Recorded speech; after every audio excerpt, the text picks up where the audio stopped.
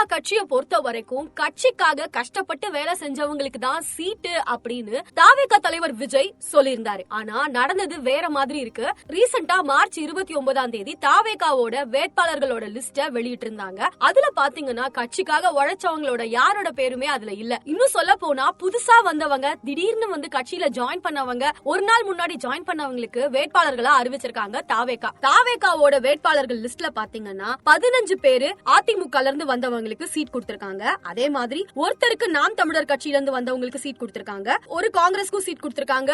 இத தவிர தமிழக மக்கள் ஜனநாயக கட்சி அப்படின்ற கட்சிக்கும் மனிதநேய ஜனநாயக கட்சி அப்படின்ற கட்சிக்கும் சீட்டை கொடுத்திருக்காங்க. இதுல விசிகேல இருந்து வந்த ஆதவ் அர்ஜுனாவுக்கு கட்சியில பொறுப்பு கொடுத்தது மட்டும் இல்லாம ஒரு வேட்பாளராகவும் அவரை நிலைநிறுத்திருக்காங்க. இன்னும் சொல்ல போனா பாண்டிச்சேரியில இருக்கிற புசி ஆனந்துக்கு டி நகர்ல சீட்டு கொடுத்திருக்காங்க. விஜய்க்காக தான் நான் தாவேகால இருக்கேன், அண்ணனுக்காக தான் நான் உழைக்க போறேன் அப்படின்னு சொல்லிட்டு வந்த பல ஆயிரம் பேரை சிம்பிளா தாவேகாவோட கட்சி தலைவர் ஏமாத்திருக்காரு அப்படின்னு நிறைய விஷயங்கள் சோசியல் மீடியால பேசிட்டு இருக்காங்க. சொல்ல போனா அஜிதாக்கு சீட்டே கொடுக்கல, அவங்களுமே ரொம்ப மன உளைச்சல்ல இருக்காங்க. இந்த மாதிரி வேட்பாளர்களை வேற வேற கட்சியில இருந்து அறிவிச்ச காரணத்தினால தாவேகா தொண்டர்களே மிகப்பெரிய டிசப்பாயின்மெண்ட்ல இருக்காங்க. அண்ட் நிறைய பேர் டிவிகேவோட கொடி, அந்த கட்சி சின்னம் எல்லாத்தையுமே வந்து அவங்க யூஸ் பண்ணிட்டு இருந்ததெல்லாம் கிழிச்சு போடுற பல வீடியோஸ் சோசியல் மீடியால பயங்கரமா வைரல் ஆயிட்டு இருக்கு. எனக்காக நிக்கிறவங்களுக்கும் கட்சியில இருக்கிற எல்லா வேலையும் பாக்குறவங்களுக்கு தான் சீட்டு அப்படின்னு சொன்ன தாவேகா தலைவர் விஜய் இப்போ இந்த மாதிரி ஒரு விஷயத்த செஞ்சிருக்காரு. இத பத்தி நீங்க என்ன நினைக்கிறீங்க? இது சரியான முறையில தான் போயிட்டு இருக்கா அப்படின்றத மறக்காம கமெண்ட்ல சொல்லுங்க.